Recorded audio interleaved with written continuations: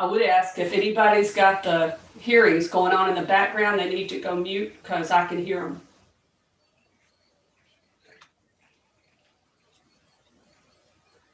All right, and all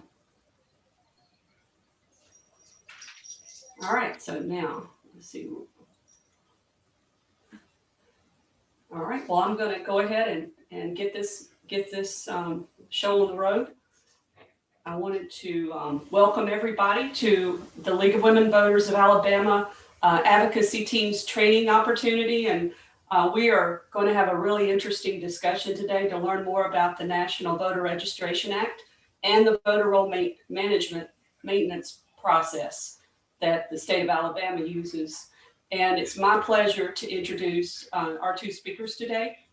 We've got Dr. Kathleen Hale, PhD, Professor of Political Science at Auburn University, where she directs its Election Administration Initiative and graduate program in election administration.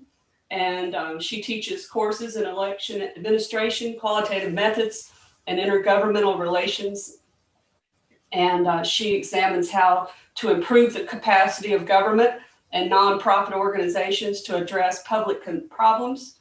And she directs the Auburn Partnership with the Elections Center, which is also known as the National Association of Election Officials, to professionalize the public administration of elections through its national certification program. And Dr. Mitchell Brown teaches graduate and undergraduate courses in research design, quantitative methodology, field research, and race and politics, and American government. And her research specializes in the challenges facing marginalized communities and the nature and effectiveness of tools for building community capacity. And with Kathleen Hale, she directs the Community Governance Research Project, which is engaged in research throughout Alabama. And she's a regular contributor to the Elections Center, professional development courses. And we are so fortunate today to have you both here to share your information with us. And I wanted to hand it off to you, and thank you very much. Great. Well, thank you very much. While we're waiting for the slides to come up on the screen, I'll just say welcome, League of Women Voters of Alabama. Mitchell and I are delighted to be able to. Hold on just a minute. If somebody's watching YouTube, they need to turn that off. Thank you very much. Because it's going to have feedback. Thank you very much. While we're waiting for the slides to come up on the that may be on my side. Hold on. I think it's me. Welcome, League of Women Voters of Alabama. Sorry about that. I had it when I went live. It just kept it up. I didn't even see it. That was me. All right. So can we start again, Kathleen? Sure. Welcome, everyone, from the League of Women Voters of Alabama. Mitchell and I are delighted to be able to share this information with you. In addition to the things that Kathy mentioned, we direct sort of a new initiative at Auburn called the Election Administration Initiative, which is really an umbrella for all of the things that you mentioned, Kathy. And thank you so much for the invitation and your very kind introduction. We'll cover a few topics, and I'm going to outline those for you now.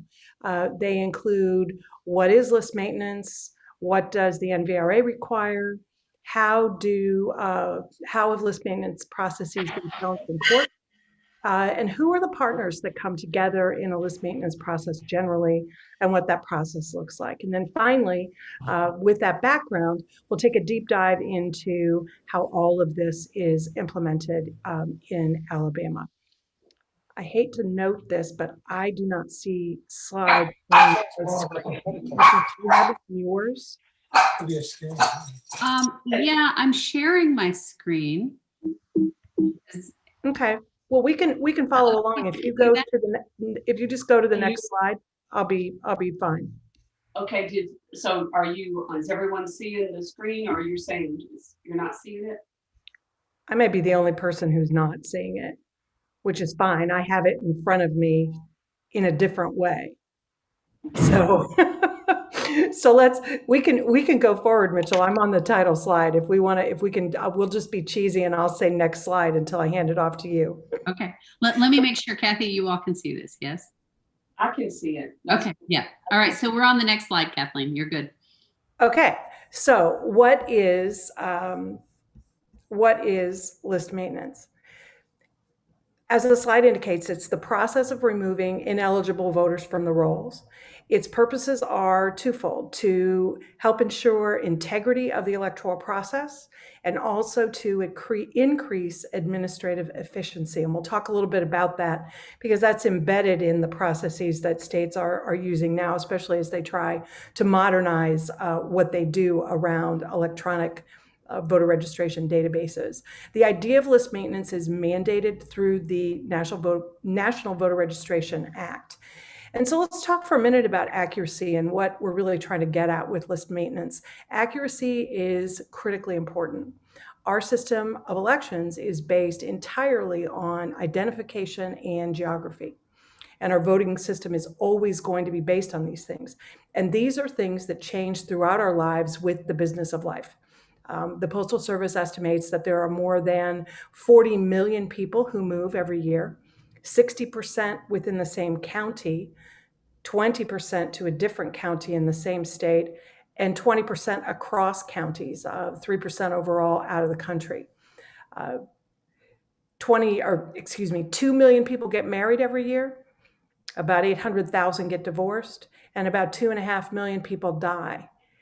And so it's just extremely important that states have list maintenance processes to work on their voter rolls and that they work together on list maintenance as well. Our system is entirely name and place dependent. And so we should expect in conversations with voters and conversations with each other that our voter rolls are always going to be inaccurate. And list maintenance here is the key. I'll also make a quick comment that the industry standard term is list maintenance, and we're advocating that that be the policy standard term as well, rather than purging. NVRA has mandated list maintenance, but HAVA makes our voter rolls electronic at the statewide level, and that makes some of the issues that we're going to talk about today easier to resolve, but it also makes some things more difficult, and we'll talk about that. We can go to the next slide. Okay, so what does NVRA require? NVRA Section 8 requires regular list maintenance to remove ineligible persons for reasons of death or change of address outside of the jurisdiction. The removal has to be uniform and non-discriminatory, and it has to comply with the Voting Rights Act. People cannot be removed solely for failure to vote. Removal also cannot happen within 90 days of a federal election. People can be placed on inactive status if the state is notified of a move and the person is sent a forwardable notice to state their address and they don't respond. After this, if the person does not vote during the subsequent period, they can be removed. And we're going to talk about that in just a minute. State law can also mandate, does not have to mandate removal for felony convictions or mental competence. And the states vary widely on those things. So let's go to the next slide and look at some of the challenges. How has the general concept of list maintenance been challenged? We've got two cases to mention for you today. The Dessner case out of Florida, in which the Supreme Court ruled that the practice of systematically removing names within 90 days of a federal election was unconstitutional. And it made that ruling, quite frankly, because that's what Florida was doing, systematically removing names within 90 days of a federal election. The Houston case in Ohio is a little bit trickier, and it shows the combination of factors that illustrate how the court is looking at this process in one state. The language that state election laws use and the processes and the administrative rules vary from state to state. That's a really important thing to keep in mind. Every state's election code is different, and the words that states use in their election codes are different. Sometimes different words mean the same thing. Sometimes the same words mean different things. And so this is a conceptual thing that we're going to talk about here. The details in the Ohio law and what the words that they use matter. And so what the Supreme Court said in the Houston case was that states can remove people from the voter rolls for failure to respond to a mailed notice. And there's a specific set of steps in the Ohio process, and it requires a combination of failing to vote and failing to respond to subsequent contact. We can expect, I think, that other states will look at this sort of 1-2 combination and attempt to or try to tailor it to their state election processes, because this process has been given the seal of approval by the United States Supreme Court. This particular combination of failing to vote and failing to respond to a series of contacts, and the court in that decision recognizes that a couple of things that we've just mentioned, which are the really critical importance of having accurate voter rolls, and also that election administrators need some kind of guidance about what they can do, because they have to remove what's known in the business as deadwood. Okay, so we're going to look in a minute at who gets involved in this, and I want to talk for just a minute about how list maintenance works today. It's electronic, and the information that is generated, the moves, the marital status changes, the name changes, the deaths, the sources of that information are various agencies. Of course, what's embedded in this, it may not be immediately obvious, is that all this information first was housed on pieces of paper, but now it's housed in giant databases that were not developed to talk to each other. They don't talk to each other in most cases. And this is not, this isn't anything, this is not a conspiracy. Different agencies like the DMV built different IT systems in different ways and at different times than the Bureau of Vital Statistics did, for example. And different state election offices surely use different systems than other states. So what we have everywhere now, as a result of the NVRA requirements for list maintenance and the HAVA, Help America Vote Act requirements, that states establish and maintain statewide electronic voter registration databases, means that what we really have is a giant database matching and sorting problem across counties and across states, all so that we can find that unique, we can find you and your unique voting GPS, so to speak. So let's go to the next slide and see who the partners are in this process.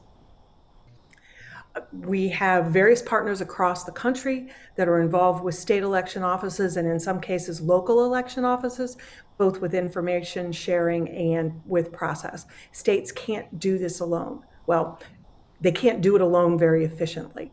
And so these other organizations that I'm going to mention to you can contribute to sharing information and the processes of updating the list. So these are common partners used by state election system offices. The Social Security Administration, for example.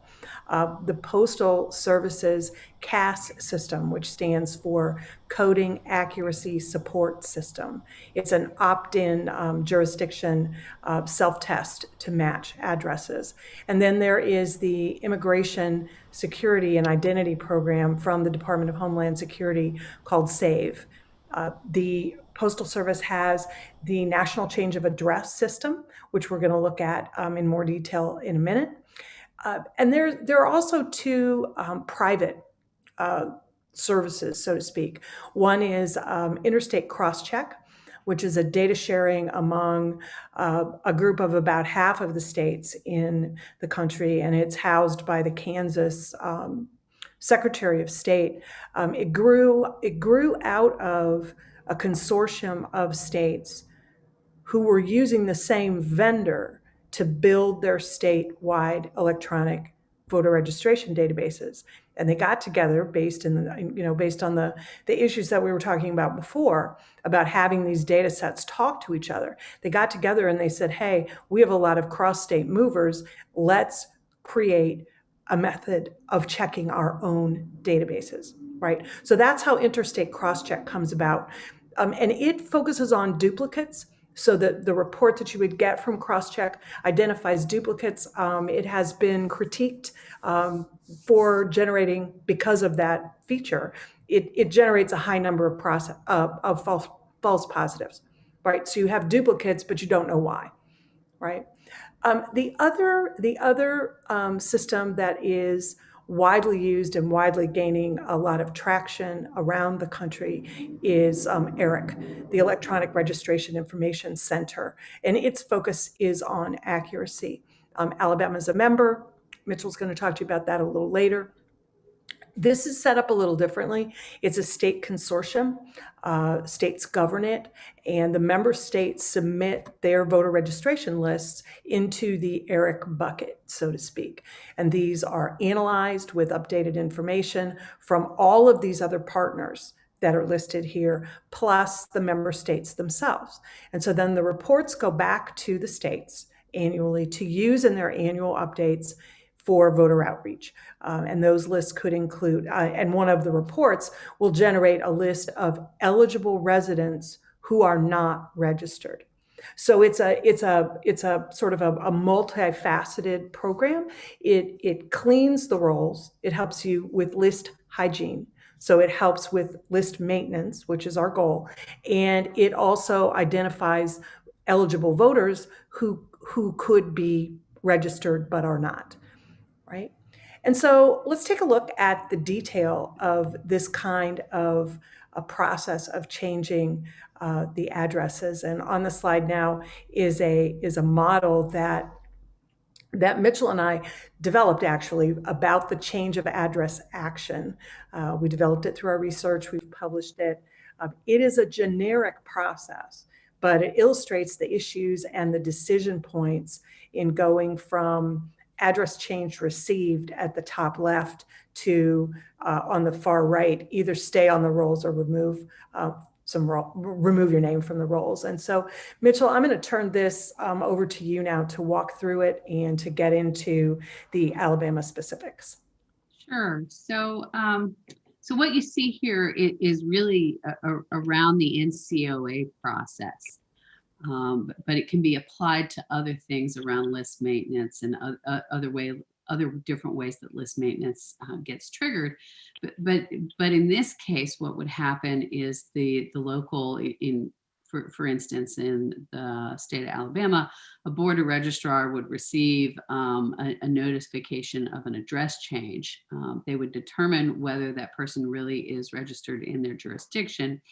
And if that person is registered in the jurisdiction, and the person has stayed in the same jurisdiction, they just stay on the rolls. If the new address is to a different jurisdiction, then a notice is sent to them from that office. And then what gets interesting here is whether the voter responds to the notice. And this is where some of the controversy about these notifications come from. So if the voter responds to the notification to the Board of Registrars, they say, no, actually, I haven't changed my address. That was somehow a mistake. Then they just stay on the rolls. If they get the notice and they respond and they say, well, yes, I'm in a different jurisdiction. If it's within the state and the state has a law that allows that portability, they're just moved. If not, then they need to change their registration. Or they can respond and say that they're out of the state, so out of the state altogether, in which case they'll be removed from the rolls. If the voter doesn't respond, then a second notice update notice is sent out. In this case, when the second notice is sent out, and the voter hasn't voted in 2 federal election cycles, at that point during the list maintenance process, that particular voter can be removed from the rolls. So this is a multi-year process to go from the initial notification to removing them from the rolls. And the purpose of this multi-year process in the law is to make sure that there have been enough opportunities for contact with the voter with the board of registrars through actually voting or contacting directly, and without activity to justify taking them from the rolls. But again, the removal from the rolls is necessary because of the need for administrative efficiencies. So in Alabama specifically, where we get state law about this is in list maintenance specifically is in Title 17, Chapter 4 of the state law. And it went through some of it and pulled up the relevant sections related to the list maintenance process. And you see them here. They're all a pretty quick read. I think there are only 12 or 13 of them in Chapter 4 related to all of this. But these set of rules then lay out exactly what happens in the state of Alabama with list maintenance. So in short, then, one of the functions of the Board of Registrars is to continually update the voter registration lists, either by bringing new people in or by removing people who are no longer eligible because they have moved, because they have been convicted of a disqualifying felony, or they've been ruled mentally incompetent by a judge. In Alabama state law and in the Board of Registrars handbook, the month of January is sometimes referred to as Purge Month. It is the language that's used in the state, though I will reiterate with what Kathleen said earlier.